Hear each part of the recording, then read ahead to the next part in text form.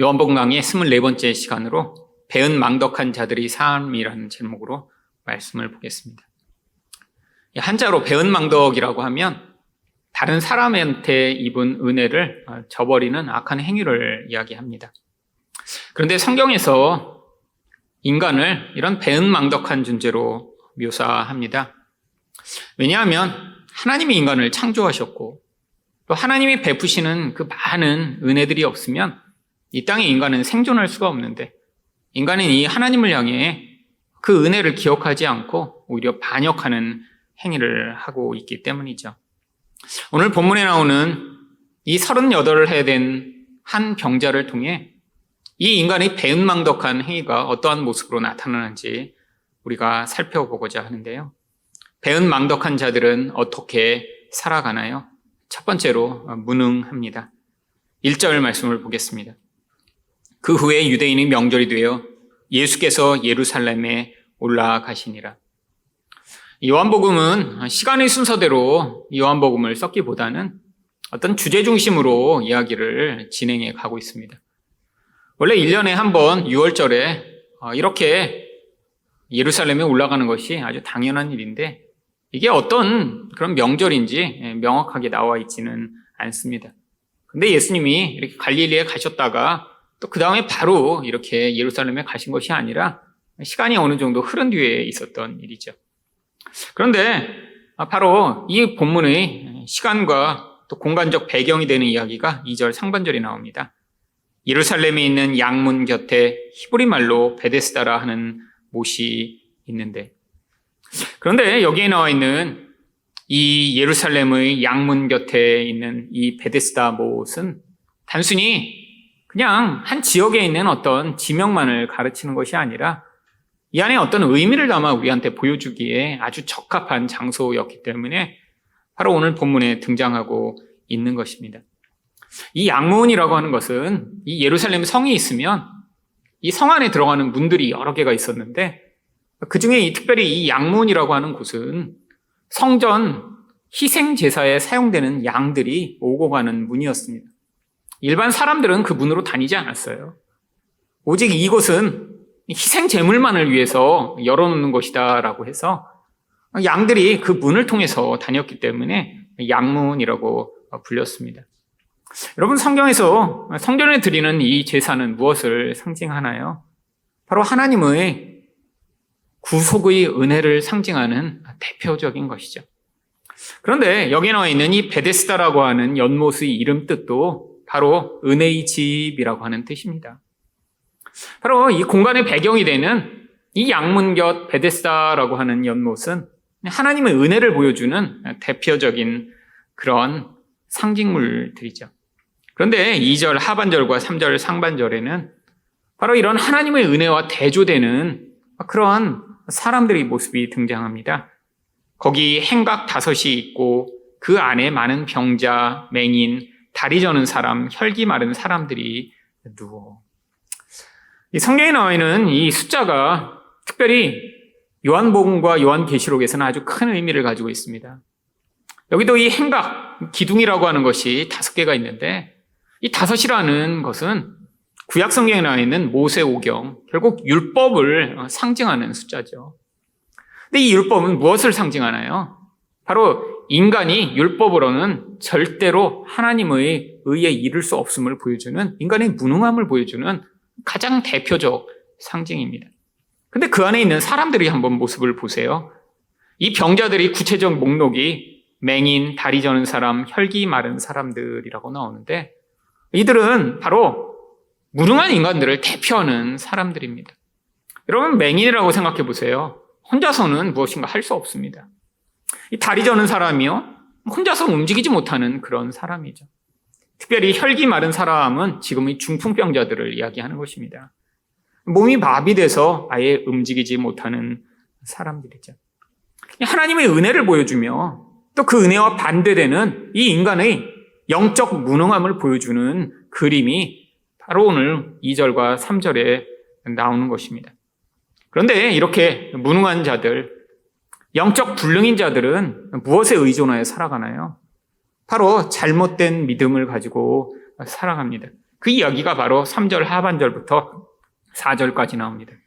물의 움직임을 기다리니 이는 천사가 가끔 못에 내려와 물을 움직이게 하는데 움직인 후에 먼저 들어가는 자는 어떤 병에 걸렸든지 낫게 되밀어라. 여러분, 여기에 나와 있는 이 구절을 앞뒤를 잘 보시면 이 꺽쇠 모양의 그런 표시가 있습니다. 이건 원래 성경에 원래 요한이 기록한 것이 아니라 설명을 위해 후대에 첨가되었을 그런 내용이기 때문에 꺽쇠로 이렇게 표시한 것이죠. 이게 원래 그렇다는 것이 아니라 사람들이 이렇게 믿고 있던 전설과 같은 미신이었음을 보여주는 것입니다. 정말로 예루살렘에 가면 이런 베데스라는 못에 물이 동할 때마다 들어가면 모든 병자가 낫는 일이 옛날에 있었던 것이 아니라 아마 그런 현상이 있었겠죠. 이 못은 인공적으로 만들어진 연못입니다. 그래서 그 못에 물을 채우기 위해 가끔씩 이렇게 개울물들이 흘러 들어가게 만드는 일이 있었는데 그때 물이 이렇게 요동하는 것처럼 보이는 때가 있었겠죠. 여러분, 그런데 정말 이 무능하여 정말 이런 병에 걸렸던 아니면 인생의 문제를 해결하지 못하고 고통하는 자들은 항상 무엇에 의존하나요? 바로 미신에 의존합니다. 여러분, 이 세상에서도 무능할수록 더 많은 미신을 믿습니다. 여러분, 로또를 사는 사람들 보면 정말 자기가 능력이 있고 또 자기 경제활동을 잘하고 있는 사람보다는 한몫 챙기고자 하는 이런 경제적 무능한 사람들이 로또를 사는 경우가 상당히 많죠. 그런데 가장 이 로또를 사는 사람들에게 이해가 안 가는 것이 바로 로또 명당이라는 것을 찾아가는 것입니다. 여러분, 이 로또 명당에 가면 로또가 더 잘 당첨이 되나요? 이건 중학생 정도의 확률만 배워도 전혀 아니라는 것을 알 수 있습니다. 여러분, 어떤 곳에서 한 번 당첨이 됐다고 해서 그 다음에 또 그곳에서 더 잘 당첨되는 경우는 확률적으로 없어요. 항상 매번 새로운 번호를 뽑기 때문에 어떤 번호가 더 잘 나온다고 해서 그 번호가 이번에 또 뽑힐 가능성이 없는 것도 사실이고요. 여러분, 그런데 이 한국에 로또 명당이라는 곳이 몇 군데 있다고 합니다. 1등이 여러 번 당첨된 곳이죠. 그런데 이런 곳은 주말이 되면 전세버스를 이용해서 사람들이 와서 로또를 산대요. 사람들이 거기서 사면 더 당첨이 잘 될 것 같은 미신을 믿고 있는 것이죠.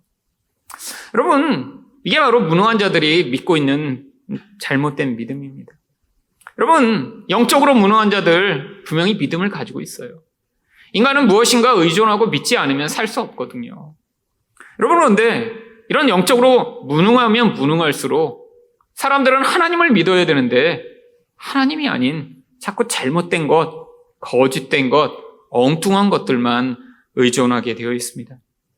여러분, 오늘 근데 여기에 이런 무능한 사람이 가장 대표적인 사람으로 38년 된 병자가 나옵니다. 5절 말씀입니다. 거기 38해 된 병자가 있더라. 여러분, 이 예수님이 살던 시대에 평균 생존 연령이 약 40세 정도였다라고 합니다. 물론 더 오래 사시는 분도 있었고 일찍 죽는 사람도 아마 많이 있었겠죠. 여러분, 근데 평균 수명이 40세인데 38년 동안 이렇게 병자로 살았다는 건 인생 내내 병자의 삶이었다라고 하는 것입니다. 이 사람이 하는 말을 보면 이 사람이 병명은 구체적으로 나오지 않지만 아마 중풍병과 같은 마비 증세를 가지고 있었다는 것을 알 수 있습니다. 여러분, 평생토록 이렇게 마비돼서 제대로 혼자 힘으로는 움직이지 못하는 이 사람이 왜 등장하는 것일까요? 바로 이 사람이 38년 된 병자여서 일부러 이 사람을 통해 인간의 이런 영적 상태를 보여주기 위해 예수님이 이 사람을 선택하신 것이죠. 요한은 이 숫자를 통해 우리에게 이 38년이라는 것이 얼마나 무서운 인간의 현실이며 상태인가를 보여주고자 한 것입니다. 여러분, 구약 성경에 바로 이 38년이 무엇을 보여주는지 바로 신명기 2장 14절이 이렇게 나옵니다. 가데스 바네아에서 떠나 세레 시내를 건너기까지 38년 동안이라. 이때에는 그 시대의 모든 군인들이 여호와께서 그들에게 맹세하신 대로 진영 중에서 다 멸망하였나니. 여러분, 이스라엘 백성이 광야를 40년 동안 떠돌았는데 실제로 떠돈 구체적 기간은 38년입니다. 처음에 2년은 바로 시내산 밑에서 하나님의 말씀을 받고 율법을 받느라고 머물러 있었고요. 그 이후에 가데스 바네아라고 하는 가나안으로 들어가는 입구에 가서 거기서 가나안 땅을 정탐하고 돌아와 그 이후에 38년을 광야에서 떠돌며 첫 세대가 다 죽임을 당했죠. 이 38년이라고 하는 것은 바로 이 인간의 반역, 스스로의 힘으로는 구원을 얻을 수 없는 그런 존재임을 보여주는 가장 구체적 숫자죠. 여러분, 이 인간이 이렇게 무능한데 그래서 하나님의 도움을 받아야지만 살 수 있는데 바로 출애굽한 이스라엘 백성들은 이 가데스 바네아에서 하나님께 어떻게 반응했나요? 민수기 14장 1절부터 3절을 보시면 온 회중이 소리를 높여 부르짖으며 백성이 밤새도록 통곡하였더라. 여러분, 왜 통곡하였나요? 바로 하나님이 이 가나안 땅을 주시겠다라고 약속하셨는데 하나님을 믿지 않고 그 정탐하고 온 사람들이 갔더니 막 거인 같은 사람들이 너무 많아 라고 하는 이야기를 듣자마자 통곡하기 시작한 것입니다. 그리고 그들이 무엇이라고 얘기하나요? 이스라엘 자손이 다 모세와 아론을 원망하며 온 회중이 그들에게 이르되 우리가 애굽 땅에서 죽었거나 이 광야에서 죽었으면 좋았을 것을. 어찌하여 여호와가 우리를 그 땅으로 인도하여 칼에 쓰러지게 하려 하는가? 우리 처자가 사로잡히리니 애굽으로 돌아가는 것이 낫지 아니하냐.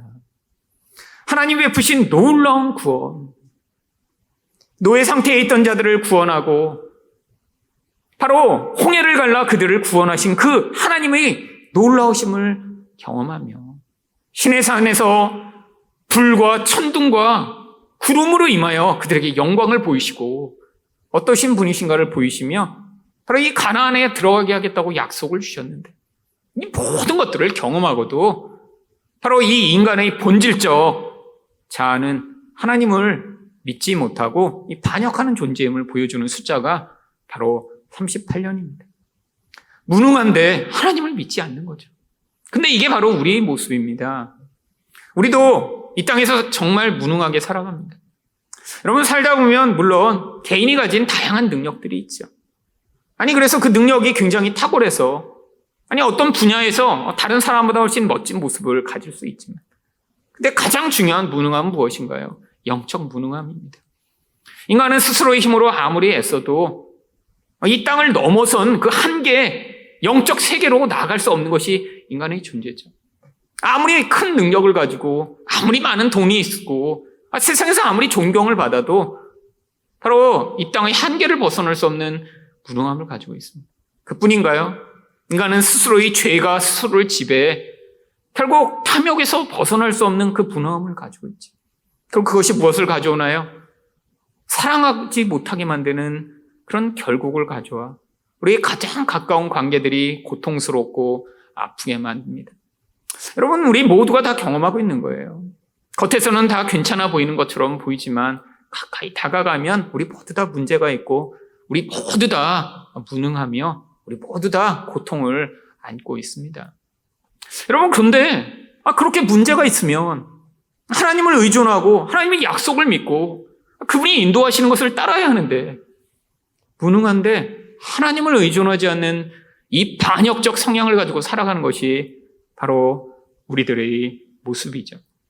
결국 하나님이 한 세대라고 하는 이 40년 동안 그래서 이 땅을 살게 하시는 것입니다.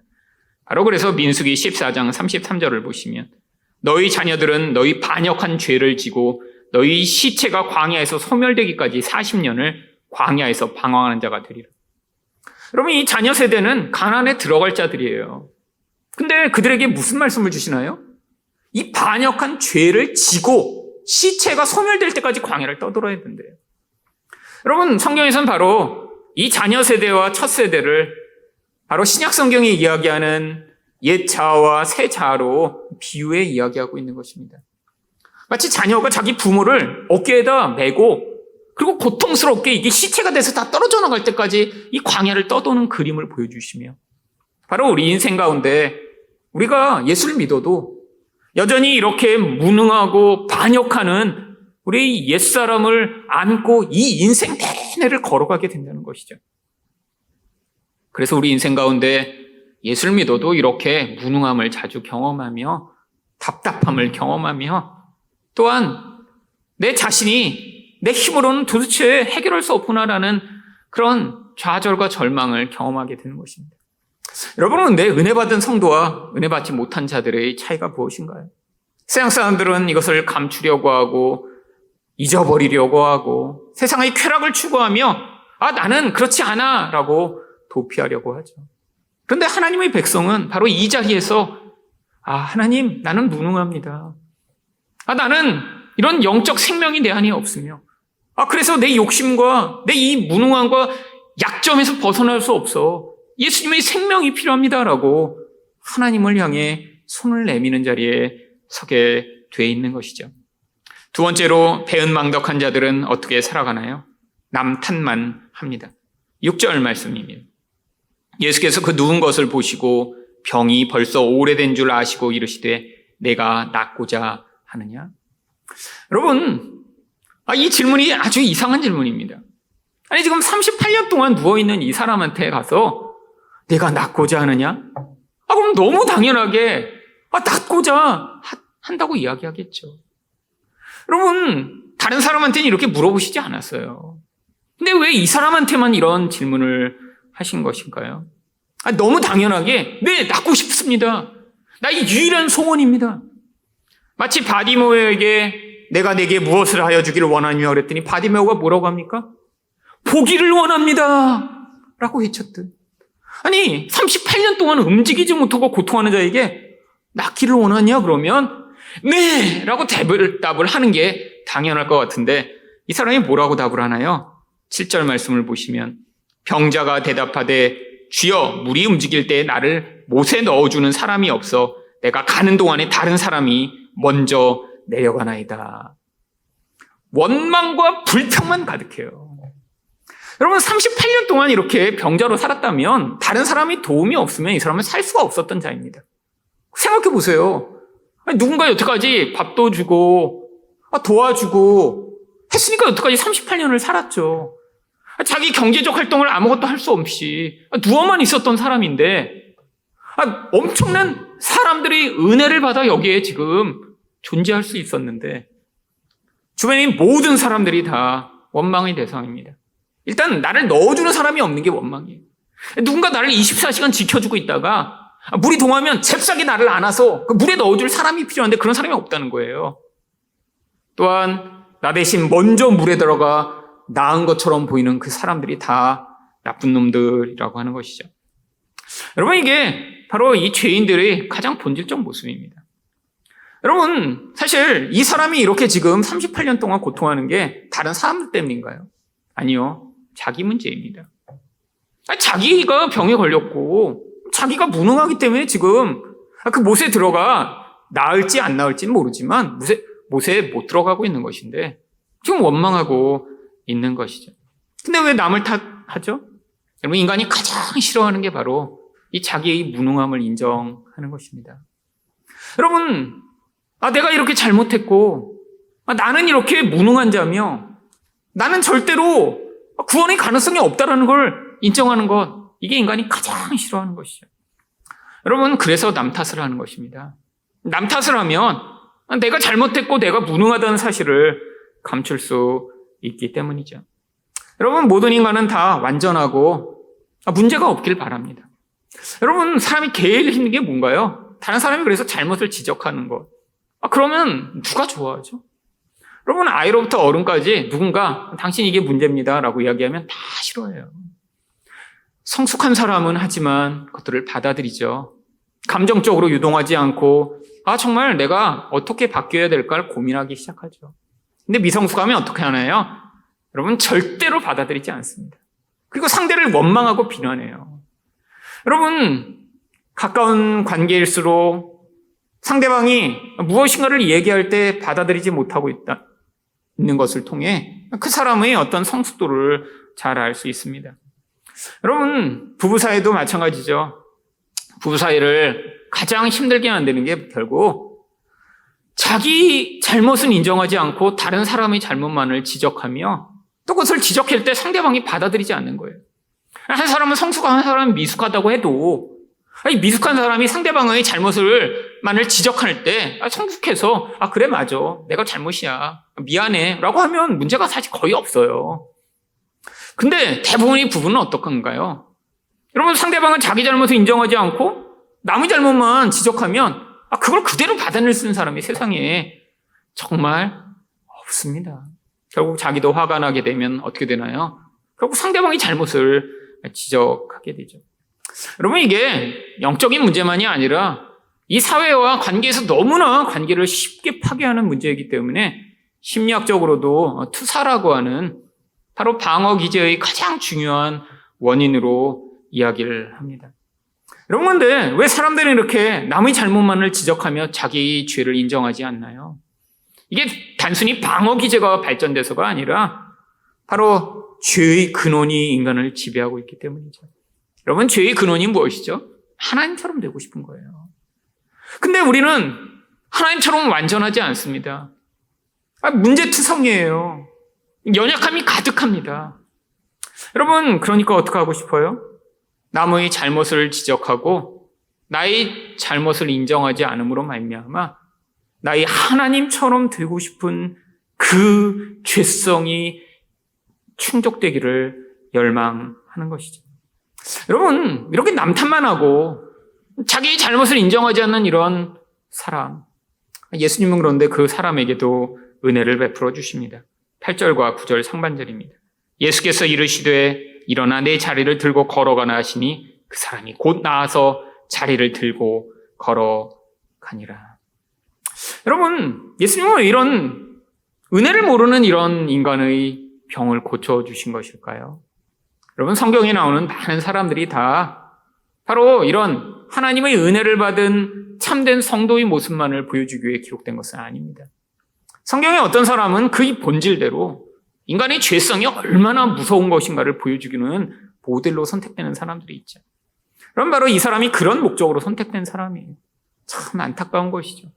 똑같은 인생을 사는데 이런 인간의 무서운 내적 죄악이 어떻게 하나님과 사람들을 향해 표출되는지를 보여주는 모델로 사용되다니. 이런 구약에는 바로 사울이라고 하는 대표적 모델이 있었습니다. 우리 몇 개월 동안 굉장히 자세히 살펴보았죠.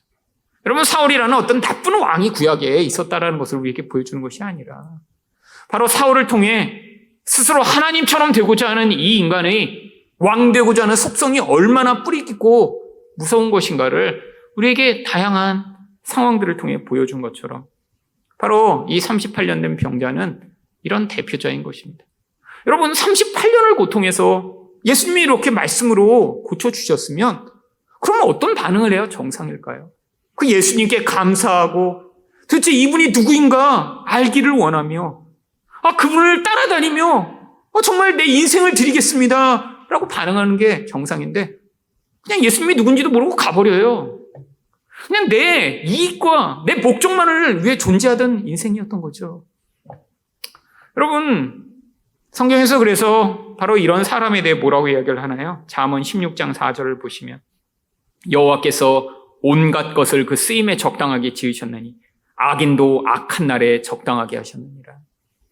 여러분 세상에 하나님이 다양한 존재들을 만드시고 그것들을 통해 결국 하나님의 백성한테는 가르침의 도구로 또한 은혜의 수단으로 사용하시는 것이죠. 그런데 하필 이 사람이 이렇게 치유받은 날이 안식일이었습니다. 예수님이 일부러 안식일에 이 일을 행하신 거예요. 9절 하반절과 10절을 보시면 이날은 안식일이니 유대인들이 병 나은 사람에게 이르되 안식일인데 내가 자리를 들고 가는 것이 옳지 아니하리라.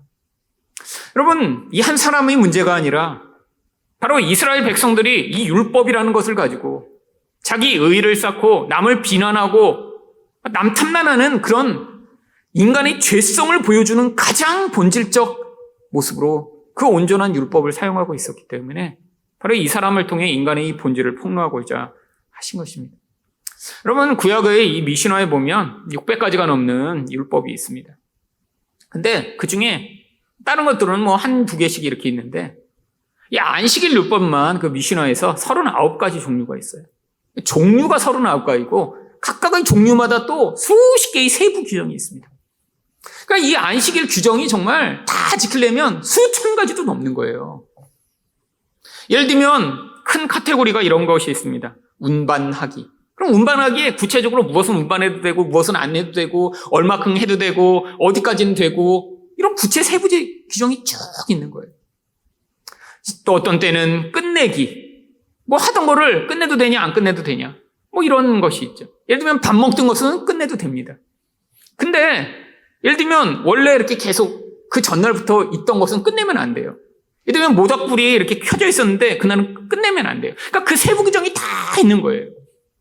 여러분, 왜 유대인들이 이렇게 하나님이 안식일을 거룩히 지키라고 주신 명령을 이렇게 구체적으로 만든 것일까요?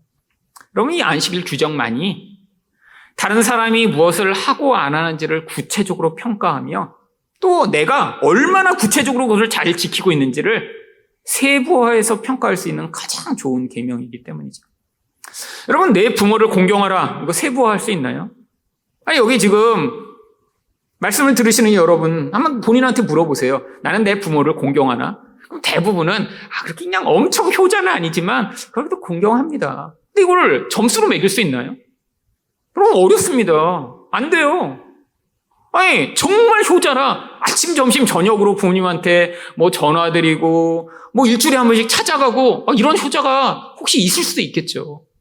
그런 효자에 비하면 엄청 떨어지지만 그렇다고 막 부모를 욕하고 때리는 이런 아주 그냥 호로자식과는 또 나는 차이가 있으니까 난 중간쯤 되려나? 근데 점수할 수는 없어요. 여러분, 근데 남을 평가하는데도 어렵습니다. 아니, 어떤 사람이 부모를 공경하는지 아닌지 점수로 평가하며 저분은 70점, 저분은 80점 이렇게 할 수 있나요? 불가능하죠. 여러분, 근데 이 안식일은 가능합니다. 다른 사람을 조금만 관찰해도 금방 가능해요. 야, 저 사람 보니까 요리를 하고 있네. 안식을 왜 오늘 요리해? 어제 다 준비해놓고 오늘은 먹기만 해야 되는데. 어머, 집에서 갔다 저 우물까지 갔다 오느라고 이거는 안식일이 걸어가는 1km 범위보다 멀리 갔다 왔네.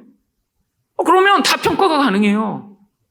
내 옆에 있는 사람은 이 규정을 가지고 내가 보기만 해도 이 사람은 지금 27가지를 어겼어. 금방 평가가 가능하죠. 여러분, 그렇게 해서 뭐 하고자 하는 거예요? 자기 의의를 쌓고 남을 비난하기에 아주 좋은 것입니다. 여러분, 다른 사람을 비난하려고 해도 근거가 있어야 되잖아요. 근데 이 안식일 규정처럼 아주 명확한 근거를 제시하는 게 없는 거예요. 여러분, 남 탓하기 좋아하는 사람에게 이 안식일 규정만큼 다른 사람의 잘못을 지적하여 나는 괜찮은 존재야, 나는 문제가 없어라고 평가하기에 아주 좋은 것이라 유대인들이 이렇게 자세하게 만들어 놓은 것입니다. 여러분, 한국교회에 기독교가 처음 전파됐을 때 사람들이 이 구약의 안식일이 도대체 무슨 의미인지 그때는 잘 해석을 못했어요. 그러니까 대충 주일도 이렇게 지켜야지. 근데 교회마다 평가가 달랐어요. 교회마다. 어떤 교회에서는 주일날 TV 보지 말라고 했습니다. 심지어 아주 잘 안식일을 지켜야 된다고 생각했던 그런 교회에서는 버스도 타면 안 됐어요. 근데 여러분, 이 인간의 무지함이 다른 사람을 평가에 깎아내리고 나는 그래서 이걸 잘 지켜 괜찮은 존재라고 만드는 이런 무서운 이유가 된 것이죠. 여러분, 하나님이 정말 우리가 주일날 뭐 사먹는지 안 사먹는지 다니며 얘가 80평생 동안 주일날 15번을 사먹었구나 라고 우리를 평가하실까요? 아니면 주일날 공부하지 말라고 그랬는데 일하지 말라고 왜 이렇게 주일날 열심히 공부해서 좋은 학교 갔냐고 나중에 우리를 평가하실까요? 여러분, 근데 이게 인간의 이런 남 탓하는 속성과 너무 잘 일치하는 거예요. 여러분, 사람마다 각자 자기 틀이 있습니다. 여러분은 남을 평가하고 계시지 않나요? 그게 종교적이건 세상적인 건 간에. 아니, 나는 이렇게 하고 있어요. 근데 그렇게 하지 않는 사람을 보면 어머 어떻게 저렇게 해? 나는 어떤 거를 해요. 근데 그걸 못하는 사람을 보면 어머 저걸 어떻게 저렇게 못해? 여러분, 우리도 수없이 많은 틀을 가지고 남을 평가합니다. 안식일 규정이 아닐 뿐이죠. 여러분, 이게 우리의 죄된 본성을 보여주는 거예요. 어떤 본성이요? 이 38년 된 병자와 같은 본성이요. 아니, 이 안식일을 가지고 다른 사람을 평가하며 심지어는 예수님마저 죽이려고 하는 이 인간의 본성이에요. 여러분, 우리는 이 모습을 끊임없이 안고 살아갑니다. 예수 믿어도 이 본성이 잘 변하지가 않아요. 특별히 자기가 뭔가 잘하는 사람일수록 남을 평가하는 이 평가가 더 날카롭고 아주 예리합니다. 끊임없이 그래서 남을 살펴야 돼요. 다른 사람은 뭐 하나? 내가 하는 거를 하나 안 하나? 여러분, 안타까운 인생이죠. 내가 평가해서 내 기준에 들지 못하면 그때부터 그 사람은 나쁜 사람, 부족한 사람, 모자란 사람이라고 평가하며 그리고 그 순간부터 우리는 사랑할 수 없게 되는 것이죠. 여러분, 이렇게 이 사람이 율법을 깨자 그때 사람들이 11절에서 그에게 뭐라고 물어옵니까? 대답하되 나를 낫게 한 그가 자리를 들고 걸어가라 하더라 하니. 여러분, 이 사람이 또 예수님을 지금 핑계대고 있어요. 물론 예수님이 자리를 들고 걸어가라고 하셨죠. 근데 여러분, 예수님이 누구시죠? 자기 생명의 은인이에요. 근데 왜 걸어가냐고 그랬더니 지금 자기를 비난하는 거를 듣기 싫으니까 그 사람 때문에 그랬어. 근데 문제는 이 사람은 너무 지금 이 자기 병 나은 것에 기뻐 예수님이 누군지도 모른 채로 그냥 가버렸던 거예요. 그래서 12절에 사람들이 물어봅니다. 그들이 묻되 너에게 자리를 들고 걸어가라는 사람이 누구냐 하되 13절을 보니까 고침을 받은 사람은 그가 누구인 줄을 알지 못하니 이는 거기 사람이 많음으로 예수께서 이미 피하셨습니다.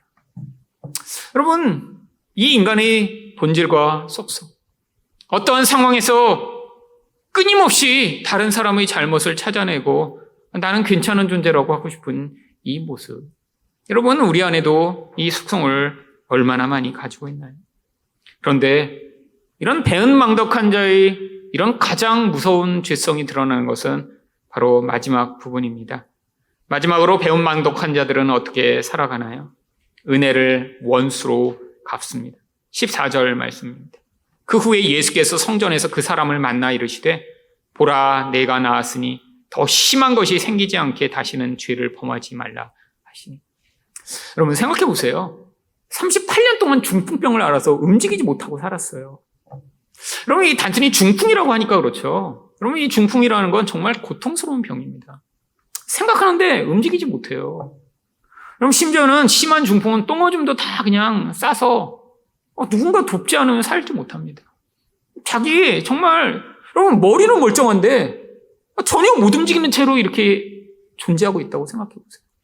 여러분 이게 지옥이 아니고 뭘까요? 여러분 저는 그게 지옥이라고 생각해요. 근데 예수님이 그거보다 더 심한 게 생길지도 모른대요. 여러분 뭐가 더 심한 게 생길 수 있죠? 여러분 바로 지옥이 이 더 심한 것입니다. 여러분 38년을 누워있었던 자에게 내가 어떤 죄를 저지르면 그 38년을 누워있었던 것보다 더 심한 일이 생길 텐데 조심하라고 말씀하신 것. 여러분 이 사람이 지을 죄가 무엇인가요?